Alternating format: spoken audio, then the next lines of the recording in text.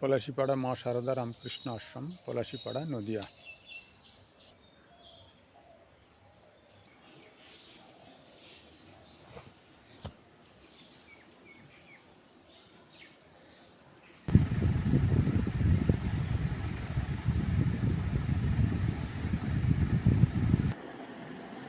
ওম স্থাপকায় চ ধর্মস্য সর্বধর্মস্বরূপিণে অবতার বরিষ্ঠায় রামকৃষ্ণায় তে নমঃ।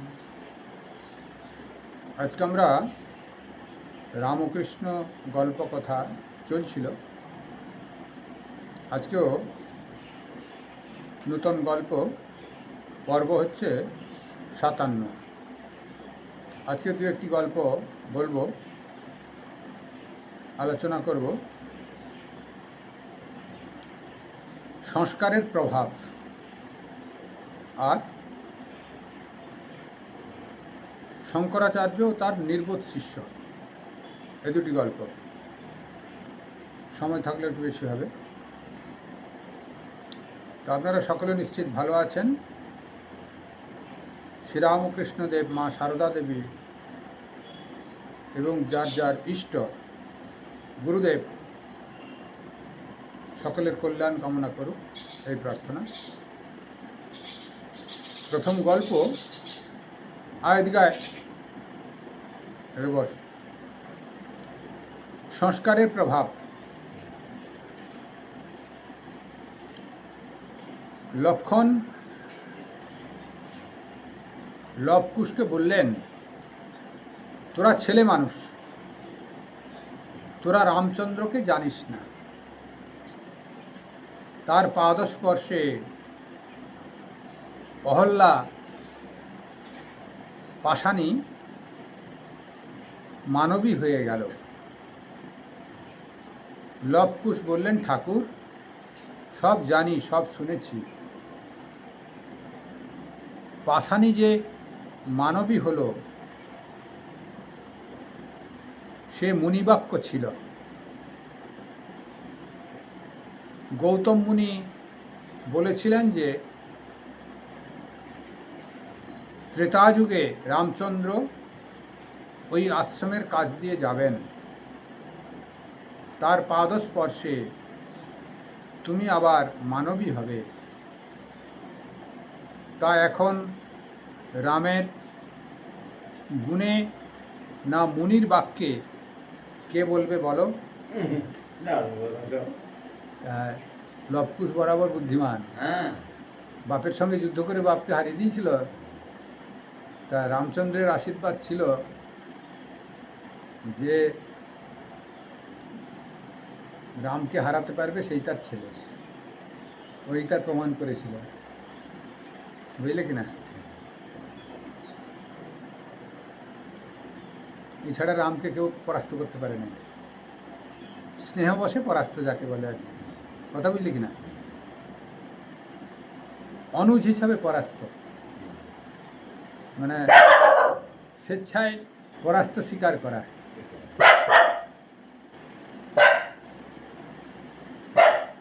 ভারী সুন্দর সংস্কারের প্রভাব। তো আমরা সকলে জানি গৌতম ঋষির গল্পের কাহিনী। এই আরম্ভ হয়ে গেল এর মেরে ভাগি। আমরা পুরাণ কাহিনীতে পাই, বা আমিও দর্শন করেছি, ওই মহারাষ্ট্রে ব্রহ্ম পাহাড় আছে, একটি জ্যোতির্লিঙ্গ আছে, ত্রম্বকেশ্বর মহাদেব। সেখান থেকে খানিকটা উপরে উঠলে গৌতম কুণ্ড পাওয়া যায়, আর গোমতী নদী উদ্ভবস্থল পাওয়া যায়। গোমতী নয়, গোদাবরী, গোদাবরী উদ্গমনস্থল। তা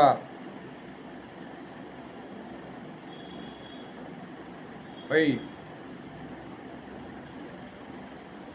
গৌতম মুনি খুব বিখ্যাত ছিলেন। অনেক কাহিনী আছে।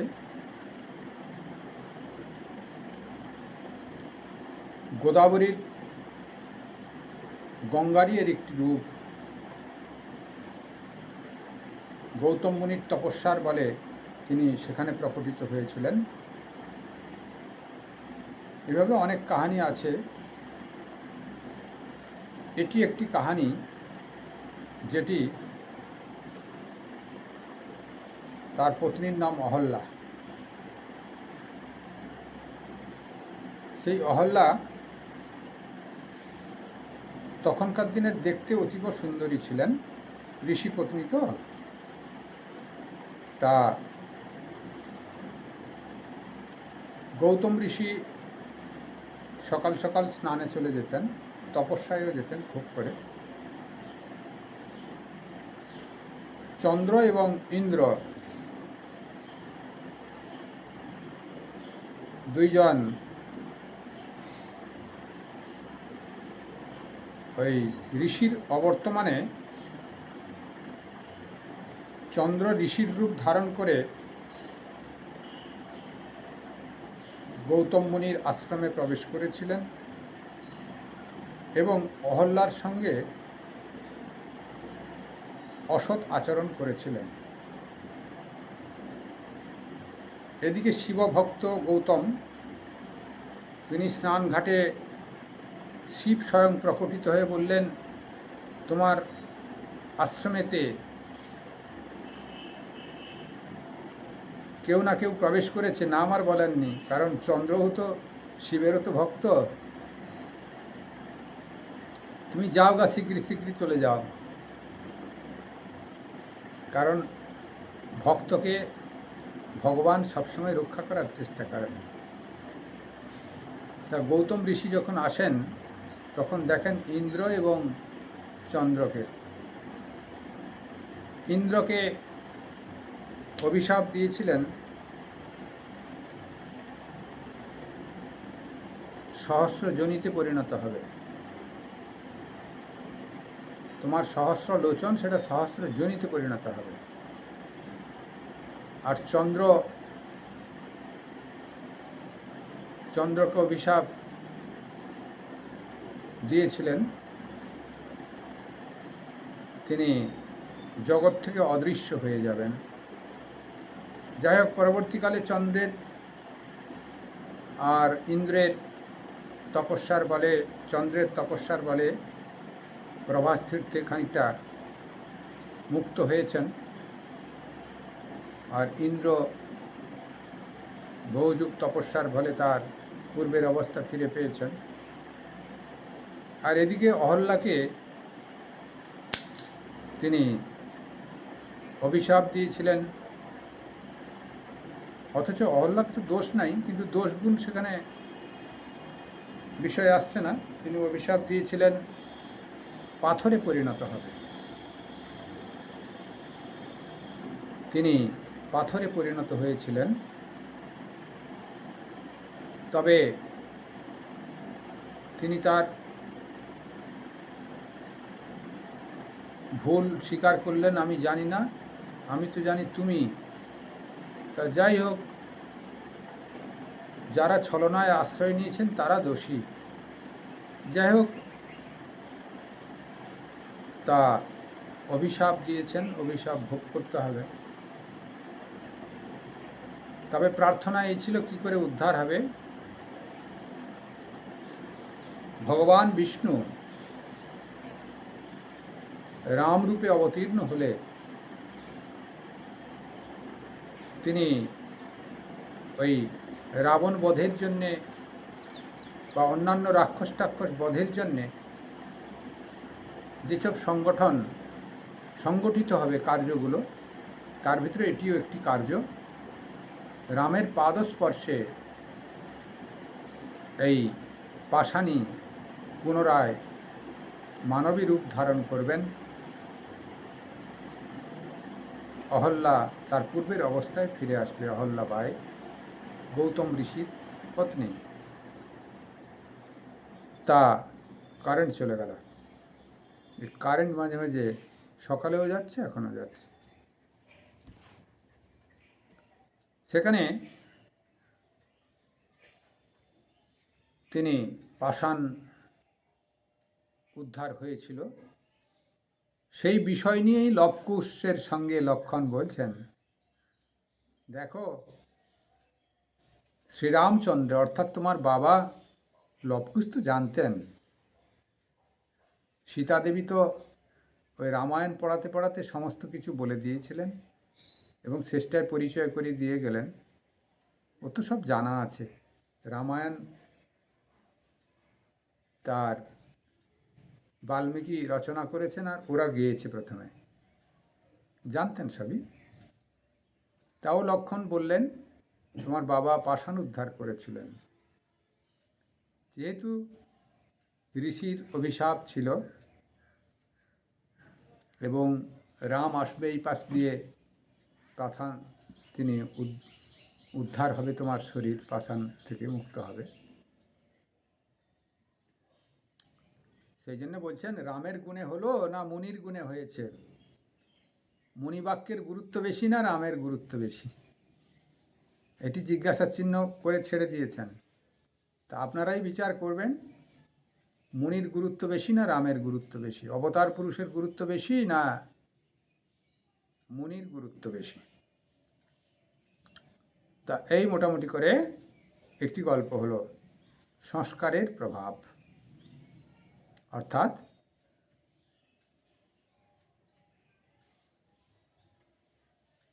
আরেকটি গল্প হচ্ছে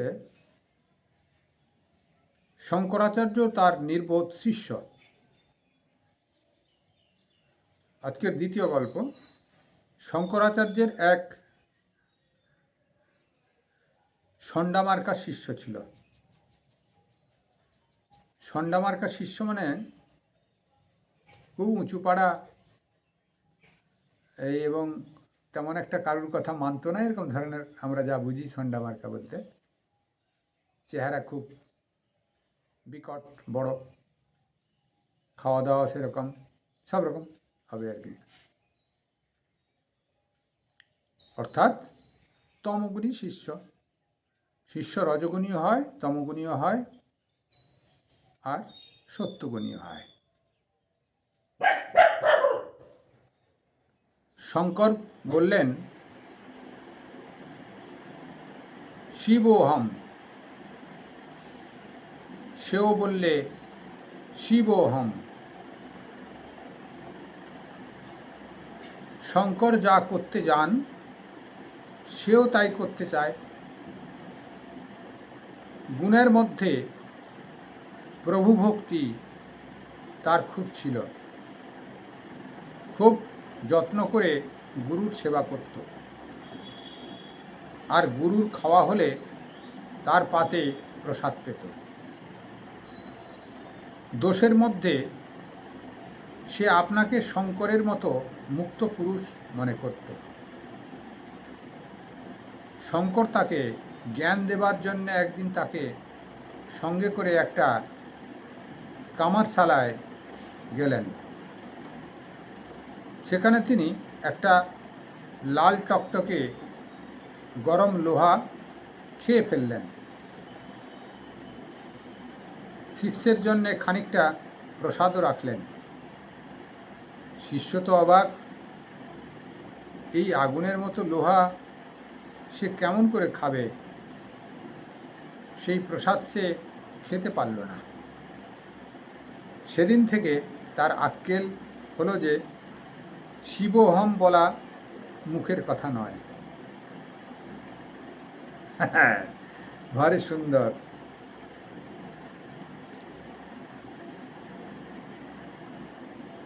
তা আমাদেরও কেউ কেউ শিষ্য এরকম আছে, কারুর কারুর গুরু যেমনটি করে তার প্রতিদ্বন্দ্বী হিসাবে একই রকম করে, আবার কখনো কখনো গুরু সেবাও করে। অর্থাৎ গুরুর মান্যতার থেকে শিষ্যকে যেন মান্যতা বেশি দেওয়া হয়। তা শঙ্করাচার্য ভালো শিক্ষাটাই দিয়েছিলেন ওকে। কি করে বসে আনবে? শিবহম, সবই শিবস্বরূপ। শঙ্করাচার্য তো আর লাঠি দিয়ে পেটিয়ে তাকে বলতে পারছে না তোর ভিতরে এখন শিব প্রবেশ করে নাই, কারণ শঙ্করাচার্যই তো শিখাচ্ছেন শিবহম বলবি বা শিবহম সাধন ভজন করতে হবে, সর্বদা শিব ভাবতে হবে। তা সে শঙ্করাচার্যের উপলব্ধি হয়েছে, তার উপলব্ধির বাকি আছে। তা কিন্তু সেও ভাবছে আমারও শঙ্করাচার্যের মতো উপলব্ধি হয়েছে, গুরু শিষ্য সমান। সেই জন্যে কাঠখোট্টা এবং স্তরে না পৌঁছে সেই স্তরের লোক ভাবা, তাকে শিক্ষাটা ভারী সুন্দর দিলেন। শঙ্করাচার্য কায়দা করতে পারছিলেন না, কী করে একে শিক্ষা দিই। বাধ্য হয়ে গুরুতর ভাব নিলেন। কামারশালে গিয়ে ওই জ্বলন্ত লোহারকে খানিকটা ভেঙে রেখে দিয়ে আর এক বড় টুকরোটা নিজে খেয়ে ফেললেন শঙ্করাচার্য। আর যতটুকু লোহার অংশ রেখে দিয়েছিলেন লাল টকটকে, সেটা শিষ্য খাবে প্রসাদ, কারণ তো গুরুর প্রসাদ খাবে, খেতে পারলে না, ঠকে গেলেন। অর্থাৎ ঈশ্বর শিবহম মানে শিবস্বরূপ, অর্থাৎ তিনি ঈশ্বর। ঈশ্বরের কাছে সবই সমান। কি লোহা, কি মাটি, কি গরম, কি ঠান্ডা, তা শঙ্করাচার্যের কাছে সবই সমান। তিনি খেয়ে ফেললেন। কিন্তু এ বাইরে শিবহম বলছে, অন্তত প্রতিষ্ঠা হয়নি, তাই খেতে পারলেন না, বশ্যতা স্বীকার করলেন। তা এইভাবে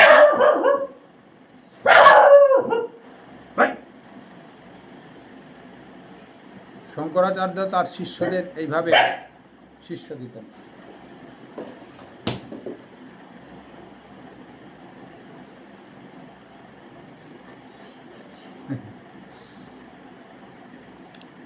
তা এইভাবে আমরা আজকে গল্প শুনল। ঘণ্টাকর্ণ।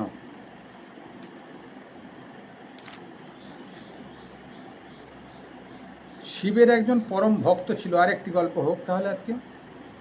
ঘণ্টাকর্ণ শিবের একজন পরম ভক্ত ছিল,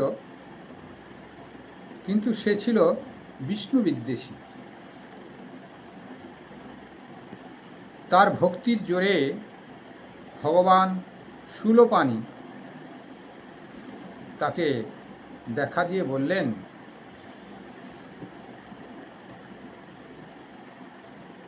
দেখো বাপু, তোমার ভক্তিতে আমায় তুমি দেখতে পেলে বটে, কিন্তু যতদিন না কমলাপতি হরির প্রতি তোমার বিদ্বেষ ভাব যাবে, ততদিন আমি তোমার প্রতি প্রসন্ন হব না। শিবভক্ত এই কথায় ঘাড় হেট করে রইল। শিব সেখান থেকে চলে গেলেন। ভক্তটি আবার সাধনা করতে লাগল, আর তার সাধনায় অতিষ্ঠ হয়ে শিব আবার এসে তাকে দেখা দিলেন। কিন্তু এবার তিনি অর্ধহর আর অর্ধ হরি মূর্তিতে তাঁর কাছে আবির্ভূত হলেন। এতে সেই ভক্ত অর্ধহরকে দেখে অর্ধ আনন্দিত এবং অর্ধ হরিকে দেখে অর্ধ নিরানন্দ হল। তারপর সেই ইষ্ট দেবতার পুজো করতে শুরু করল এবং শুধুমাত্র শিবের পাটি ধুয়ে দিল। হরির পায়ের দিকে ফিরেও চাইল না। শিব তাকে বর দিয়ে বললেন, তুমি যে মনস্কামনা করেছ তা পূর্ণ হবে,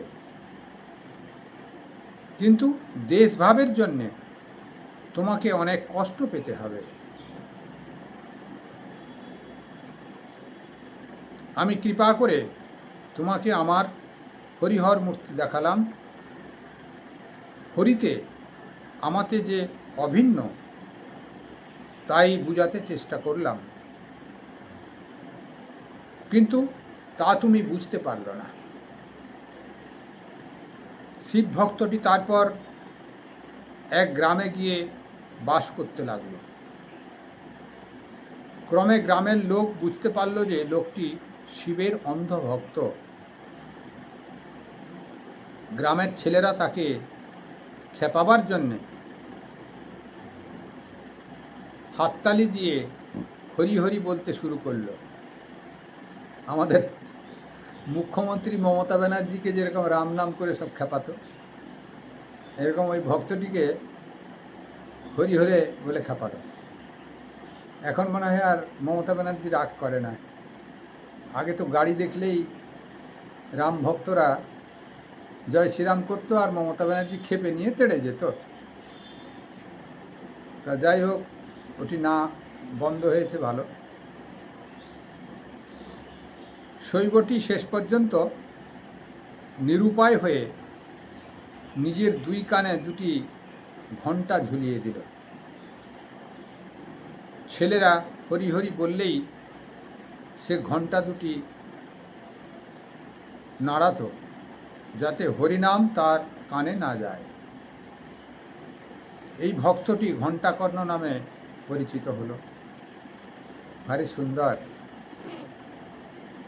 গল্পটিতে অনেকগুলি শিক্ষণীয় বিষয় আছে।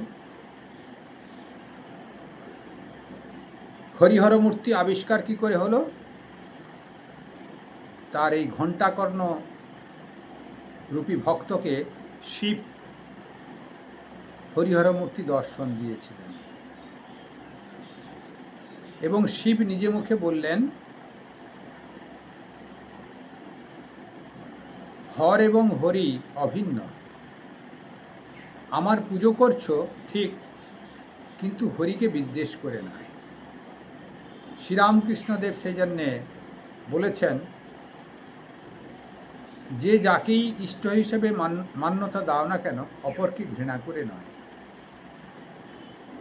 আমাদের এই মত, শ্রীরামকৃষ্ণদেবের যে মত রামকৃষ্ণ ভাবধারায় প্রবাহিত, সঙ্গে প্রবাহিত, এবং তার সাধুদের ভিতরে এই ভাবধারা আছে।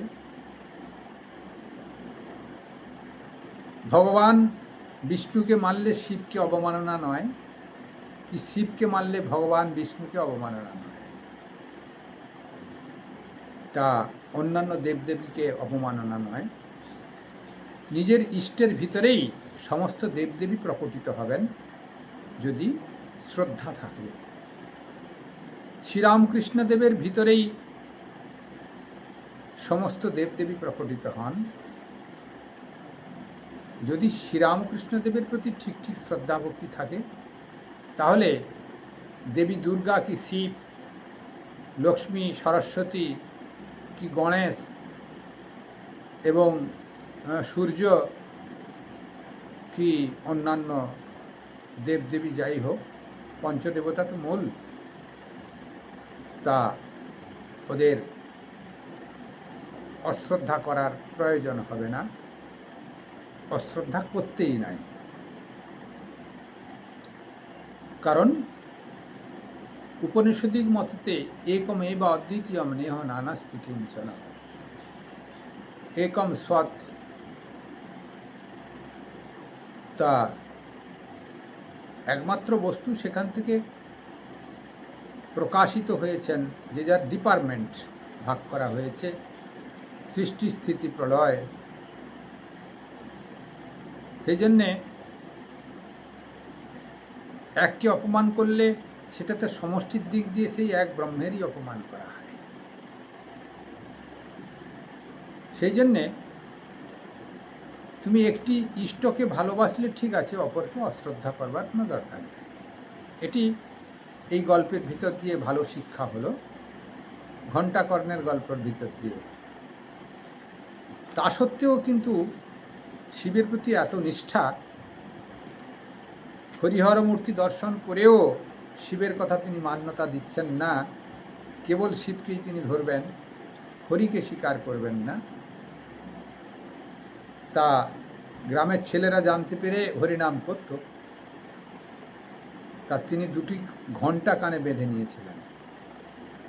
হরিনাম করতে হলে মাথা নাড়াতো, আর ঘণ্টা টং টং শব্দ হতো, হরিনাম কানে প্রবেশ করতো না। ভারী সুন্দর, ওর নাম ঘণ্টাকর্ণ হয়ে গেল। যাই হোক, এটি একটা কম নয়, শিবের প্রতি যে একটা নিষ্ঠা, সেটাও একটা ভক্তের দৃষ্টান্ত, যে এরকম ইষ্টনিষ্ঠা থাকলে ইষ্ট তো প্রাপ্তি হবেই। তা তবে